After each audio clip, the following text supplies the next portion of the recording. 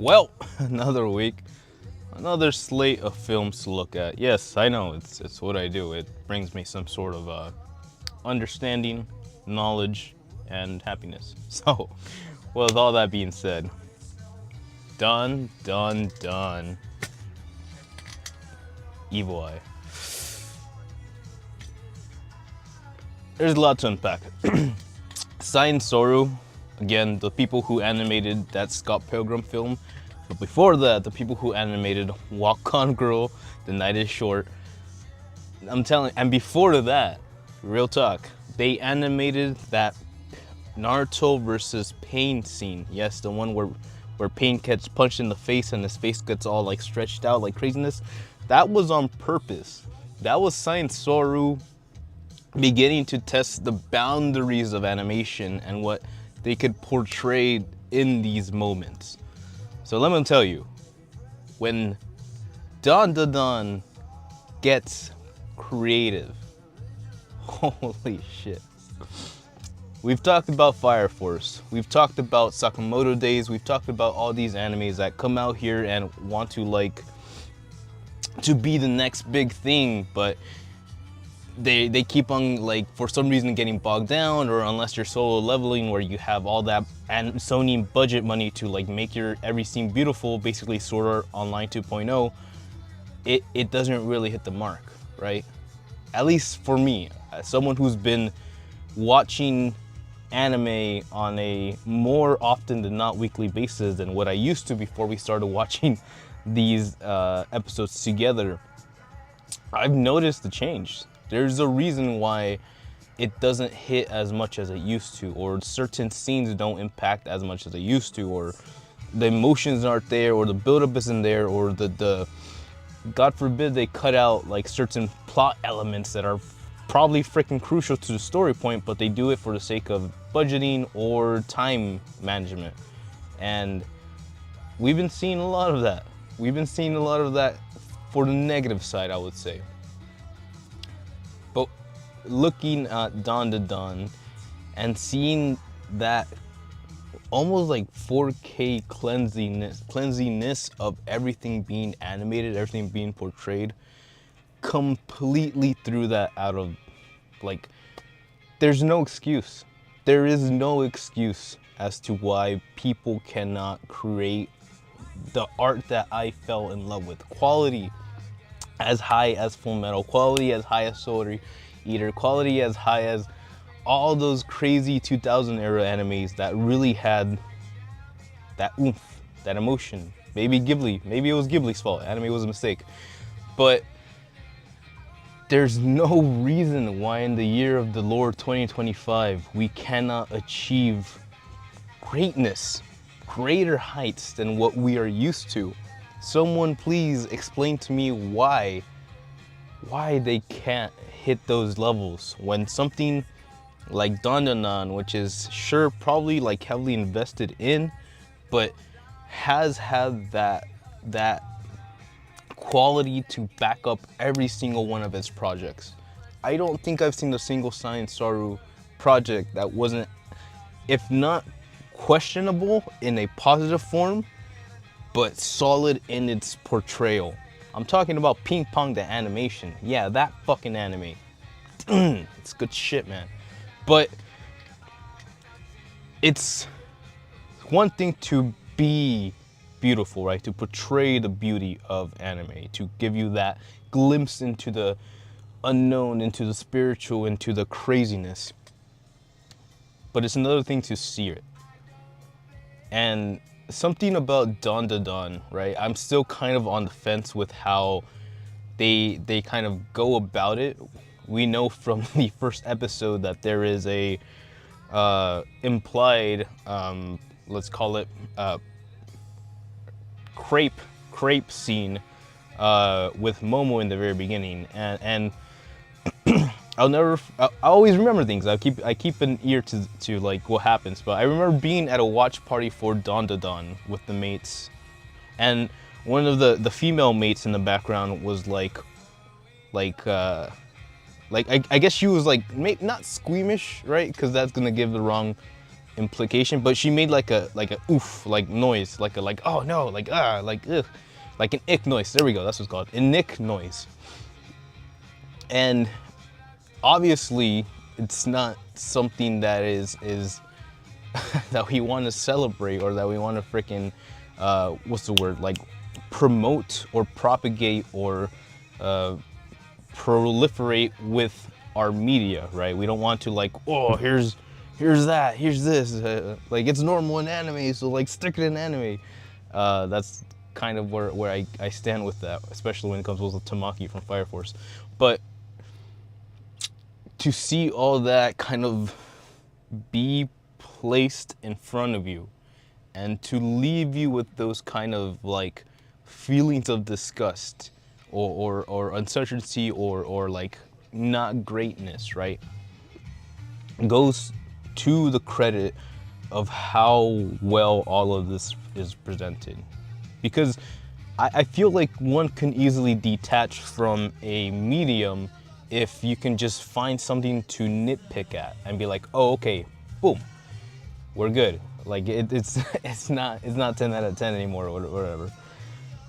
But being immersed, being kind of like subjective to the whims of the directors, the animators, the style, the music, the characters to some point, to some degree, is impressive. And Don Don Don just did that, man. Don Don Don just did that. I think the closest thing we've gotten to this much like hype, quote unquote, was the Chainsaw Man era. I say era like it was 20 years ago, but like it was like like 2 summers ago. And we're gonna see the Chainsaw Man come back around this year in movie theaters, just like Don Don Don did. So for me, the kind of test is gonna see how Chainsaw Man brings out the true D-gens, and Don Don Don, we've seen what Don Don Don did. So we're gonna see what happens when Chainsaw Man brings out the real D-gens. And we'll go from there. That being said, this is a 3-episode mashup, right? We've been seeing that more and more. Demon Slayer, I probably think, is the first to kind of present that right there. The Digimon Tri-Series films kind of help promote that as well. But we've talked about it. We've said this. Sony has all the money in the universe to be potatoes about everything. And they are. They really are. Because up until this point, Sony will still charge you for your ticket to watch a rerun or presentation or Demon Slayer, the next part. They will charge you for that. You can bet me on that. G-Kids, who have been distributing Don Don Don for this season, now that Netflix has let it go, G-Kids did not charge the way that Sony did, at least on the AMC app for me, right? Certain event screenings are like not included in the highest tier of the AMC membership, and that's what I call fucking bullshit on that. That is just Sony being like, give us money, give us money, give us money, give us money, and that's what I can't stand. That these guys have done the job. These guys have brought in the effort. Sure, they don't have Aniplex Music Studio Productions to proliferate this brand new band from Bocchi the Rock, but the music is a banger, man. The animation is freaking tight.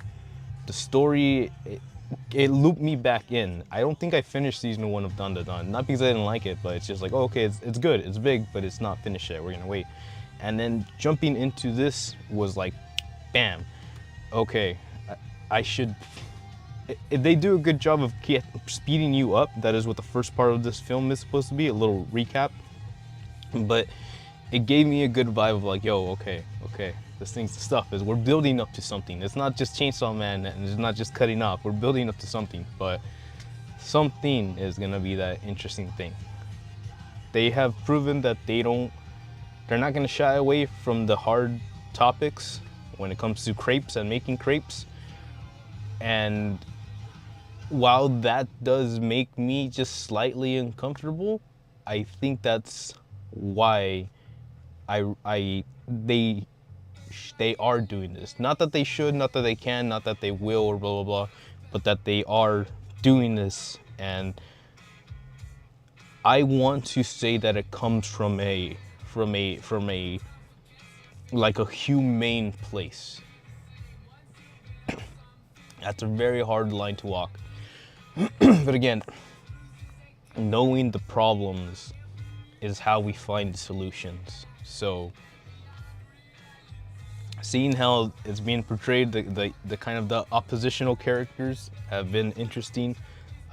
We've got a small rural town, and with this kind of like family that's been operating in the shadows for years, and kind of it gives you an interesting perspective on how these people who are kind of like pretty shitty and very twisted in their own right kind of end up this way, or how they find themselves in power. It's there's a couple of theories out there, and there's a couple of books out there that really explain why those type of people kind of fill in the holes that society, the gaps in society, and take advantage of the people around them. But it's still cool and still interesting and still a fascinating portrayal of what this looks like in a bodacious, weird, bizarro world of dun. And that's where my take lies at. Very cool, very fun. I enjoyed the watch. People in there were having a good time, and it's okay. And yeah, if you haven't had a chance, I think you can still sneak in there and get a little Sakuga action, which is maybe what we all need in the universe. But go check it out. Dandadan, The Evil Eye. Also coming into the anime series very soon. We might do a review about it, so hey, stick around. Debo, he's doing the thing. You got Bruce Lee lady over here. What the fuck was this? Can't believe you've done this.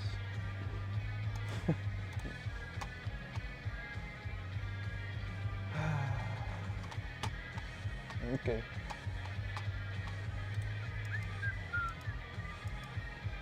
What is wrong with you?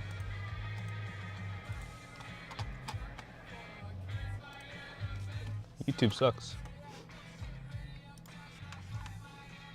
What was it my fault?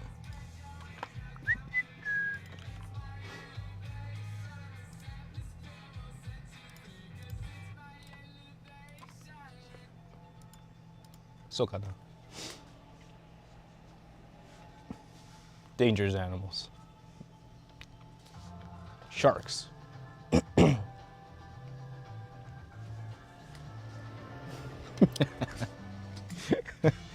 Sharks. Quite the invasive species. But they're not all bad, right? No, I don't know what about sharks.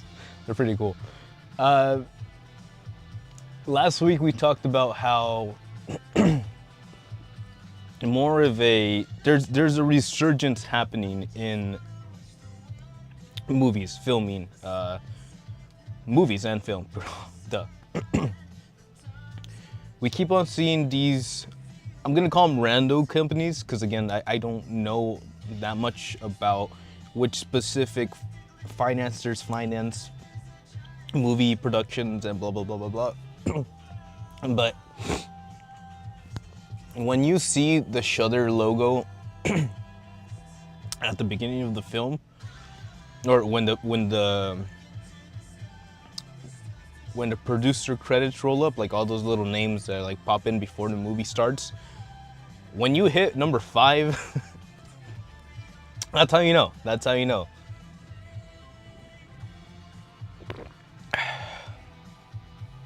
That's how you know it took a good amount of calls, took a good amount of people to build this, put this film together. What does that mean? It means that these are creative, different, unique stories, scripts. Maybe they're not all that great, right? They could always be super far off and all that. And like we've talked about, some things can go to the extremes like they always do. But for comparison, the last Shudder film that kind of spooked out pretty well was, I believe, a film called Midnight with the Devil, like a midnight TV show host with the devil. Late Night with the Devil, that's what it's called. And damn, that was interesting. That was different. That was cool. So within that same context, we have something like Dangerous Animals. And it's intense. It picks up very fast. I thought it was gonna be a little bit more, well, I mean, like any good slasher film, right? You think about like Scream or like Halloween or blah blah blah. You have the opening scene where it's like the first couple getting murked or whatever, and we go from there, and we kind of open up, we go with the new characters, and we go from there. Something very, very interesting, and maybe I shouldn't spoil it for you, is that that's all the first couple. So I think the people you're seeing, oh no, that's in the other girl. So like a couple of people that you hang out with for like the first 10, 15 minutes, and that is a strong way to end that, right? We see this dude who, for all intents and purposes, thinks he's like an alpha predator, right? And let's just start right there. If you have to tell people that you're an alpha predator, you're not an alpha predator. It's just the way it works. But this dude is out there doing his Freddy Krueger shit, or his Jason Voorhees shit, and it's interesting, right? It picks up in a more like surfer base. Oh, Australia, that's where we're at. Australia. Okay, so here we go. People have been saying that people are not filming in Los Angeles anymore. They're outsourcing filming. That's why Hollywood is going no bueno. I kind of see it now. If these types of films that are like out of the box, that are thinking outside of the box and kind of like going super creative about it, need to be filmed outside of Los Angeles, then that makes sense why freaking Trump and his big ass orange head wants to put tariffs on the film industry. Who does that affect? People who just want to fucking make their films. It's not that hard. But it's not that hard to understand. Yes, it is very fucking hard to make a film. So what they have presented, what they have produced, is essentially a horror slasher, almost Sawsy-like. You have like a hostage situation going on with that vibe, but they somehow, you'd think the premise of like, oh hey, there's a guy who's using sharks to kill people would get kind of old, or like just being stuck in the ocean might be kind of like repetitive, I guess. But they find a way to kind of make a progression. Again, we've talked about how, I guess, I'm not gonna say Hollywood anymore, I'm just gonna say films because it's Australia. But films have put the ladies into a more, let's call it, productive, protagonistic role. And that's great, we're about it. So, seeing this protagonist female lead be in this situation, right? It is interesting. It is like, as a character study, it makes sense that this female who was placed in the foster system, who has been very independent, some people call that Sigma, and doing her own thing for this long, has a hard time being soft emotionally, I guess. And by that extension, she's a fucking badass. And I don't say that quite often. There's nothing saying that no woman can be like out there cooling, right? We've talked about female assassins and how disturbingly good at their job they are. But it has to make sense, I think, right? Too many times in these moments, like, we get like this randomness of like almost like a character change, and yes, while you can argue that is the character developing, it almost doesn't feel natural. It almost feels like forced upon us. Seeing this story and the female, not her, she's again, they die, spoilers. Seeing her step up to the challenge, I don't want you to think that like I'm like when you see this chick pop up on screen, you're like, oh shit, that chick's got problems, but she's got solutions, dog. You see her do her thing, man. It's very impressive. Yes, there is a dumbass male, what's he gonna call it? Like a, I don't want to call him dumbass, but there is a slower male support role. And while normally I feel like America would have made him like David and Lilo and Stitch, like the dumbass male character, he at least has some stuff going for him. And like I respect and I appreciate that they give him like the supportive role, while even though he is still trying to do the manly thing, which is rescue the princess, quote unquote. Wahoo! So it's cool. It's cool.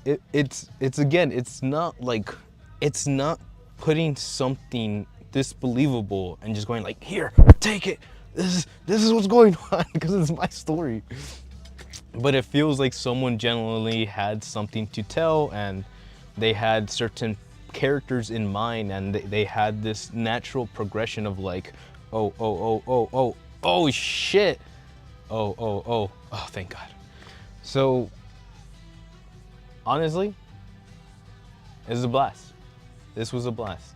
I loved it. It was, aside from just seeing like scenes of the ocean, of like waving and surfing, aside from seeing these cool sharks on screen, aside from freaking like being terrified for this young lady who just deserves to be hugged and deserves to be loved. She just deserves her fucking pancakes that the boyfriend made in the morning, man. Come on. But it was something. It was something. It was a moment. We've talked about how like these uniqueness, these creative endeavors help propel like something more than just explosions. Oh shit, Michael Bay, you're gonna make a new fucking video game movie with explosions. Wow. So that's where we're at. You know, I liked what happened here. It's pretty intense. That's your lead character. It's pretty like metal. That's your lead guy. Hey, come on, it works out. And it's pretty damn cool. I liked it. I actually had a great time with this. I would highly recommend it. And there's probably still room for it. Again, this is one of those, I don't want to call them indie films, but it's called like a B tier. Not that it's a bad movie, but it's a budget film. And that has nothing to do with the quality of the story, the characters, or the set design. So I'll give it a go. I would say 6 out of 7, hard 6 out of 7, 7 out of 7 if you're on a good time. Because you'll be like, no! And that's where you want to be. So highly recommend it. Chick is badass. She has endurance going for her, and we respect that, I guess. The dude, the main horror dude, he does a good job of being not a cool guy. So like you're rooting for him to just like, you know, get chomped or something, but that's part of the story. Check it out. Whew. Finally, let's give it one last go. Do.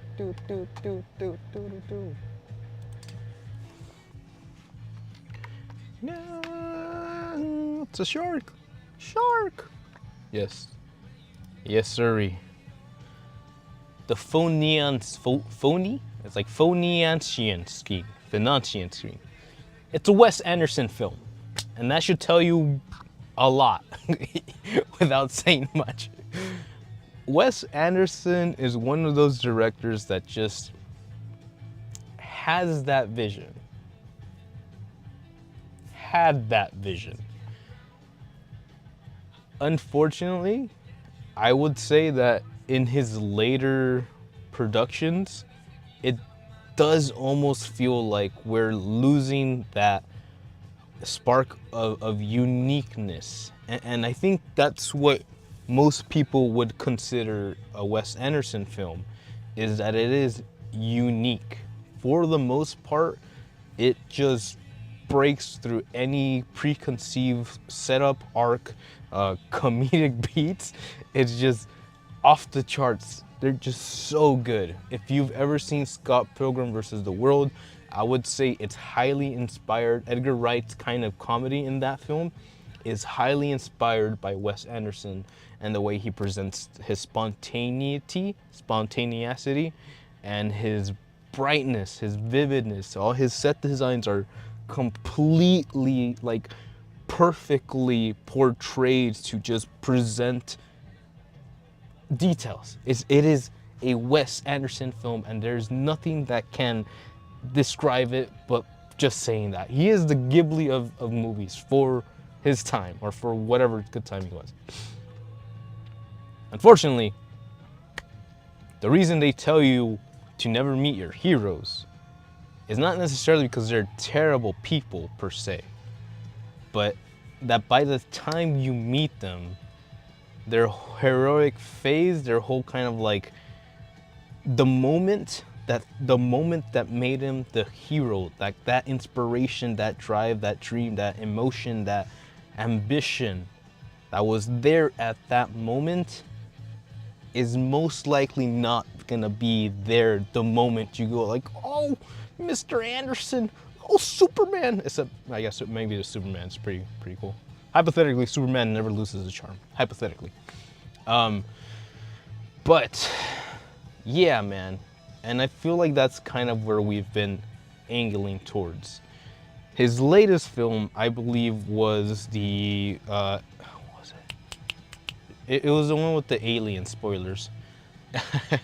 It's but it had a Scarlett Johansson. She was one of the leads in that one, and I feel like, and Edward Norton was one of the leads in that one too. I forgot what the movie was called, but that was an interesting one. I'm not gonna say I disliked it, but I kind of got the feeling that we were starting to get a different Wes Anderson.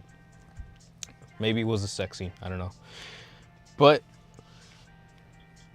did we say Scott Pilgrim? Because yes, that is Michael Cera. Fucking love Michael Cera. Did you know he makes music now? I found out today. Literally today. Some cowboy song. It's pretty cute.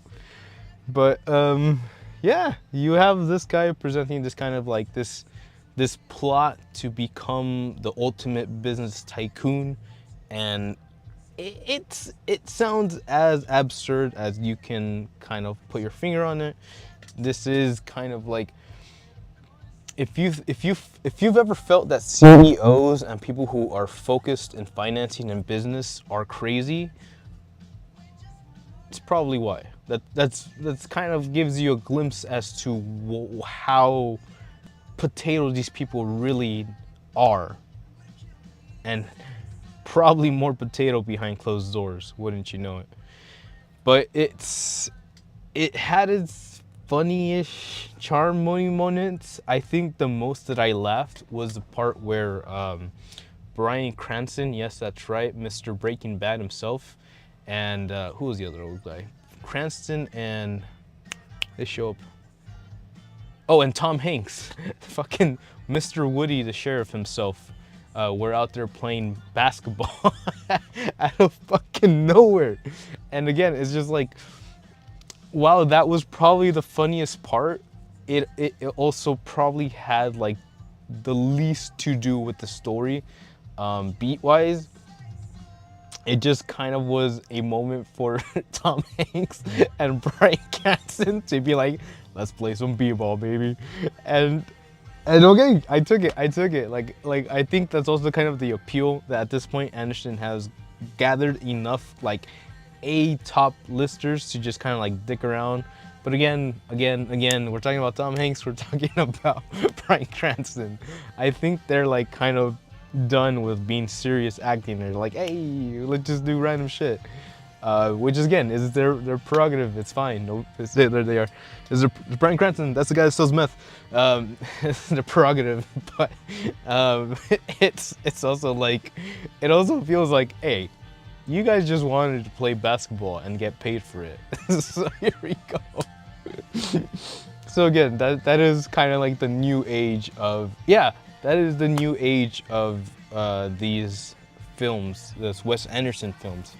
The fact that Scarlett Johansson was in the latest one, and the one before this one, probably sort of put like the name before the cart, and that felt less Wes Anderson in this generation. But again, if this is where we're at, if that's who he is now, I'm curious. I'm not gonna say that this was my favorite one. It's cute. I would say it's pretty cute. Cranston and I don't know her name, I'm sorry, but they do a good job of kind of like working together. That is their arc, working, bouncing off of each other. And Benicio del Toro, which is the new player, I believe. He's kind of fresh to the Anderson circle. I would say he has the most, he has the most, charm is not the right word, because he's the guy you want to be like, oh, this fucking guy. But he does it with such conviction that you accept that that is his character and that he's not going to change, and that you just need to go with it. Because it is a Wes Anderson film. So yeah, the Phoeician Scheme. Interesting, funny, witty, just like any other Wes Anderson film. But I think at this point we're starting to see his age show a bit more. And I'm sorry, I don't want to be like that, but hey, that is life. That's just the way it works. I hope he kind of like takes something from this. I think he was like, he puts out a knife, brings a knife to a gunfight. I think he was going somewhere with this. And like, again, like, we appreciate his presentation, his ambition, his design, his portrayal. Woof! There he goes. That's Woody. And like his presentation, because nobody does it like he does, right? So we'll still give him a shot. We'll give him a chance. I think I kind of understand why people are all about Hideo Kojima now. So I mean, like, I would say Wes Anderson is my Hideo Kojima at this point. Like, even though I can't pretend that it is better than the things he's made at this point, I'm also not gonna hate on it too much, because we'll see what happens in the future. Who knows? Maybe Scarlett Johansson will return for another sex scene. All right, Hollywood. Thanks for the moment. But, ladies and gentlemen, that's where we're at for today. 3 top films, 3 films of the week. I think we're gonna do something like this. Normally, I would do this Sunday at midnight or Monday in the afternoon, but maybe you have to let me know which one works. Obviously, Monday probably works best. However, we will keep that in mind and we'll go from there. I think this is the best way to portray this. It keeps it kind of fluid, and it helps me just kind of put all my roundup thoughts there before, you know, the week passes up by. And that's where we're at. Look at Mr. Benicio del Toro. Cute guy. So, let me know if you enjoyed any of those. Let me know if you're gonna go watch it. Wes Anderson film? What is your favorite Wes Anderson film? I'll tell you right now, Isle of Dogs. Easy money, baby. Which also has Scarlett Johansson, but she wasn't naked in that one. So, yeah, and definitely go check out Dangerous Animals. That's kind of crazy. Again, please support the smaller films. Maybe we're outsourcing from Hollywood, but hey, when there is competition, there is excellence. So let's show them that there is something more to prove, something more to do than just explode for the sake of spending money and showing your tits off to the camera, Sweeney Todd, or yeah, Sydney Sweeney. Seriously. But hey, that's it for me. Those are them hot takes. And if you like that, If you like this, be cool. Hang out. Subscribe. And I'll catch you on the next time. We're actually playing Baldur's Gate 3 very soon, so if you're around, check by and check that out. Ooh, Baldur's Gate. But hey, ciao. Matane.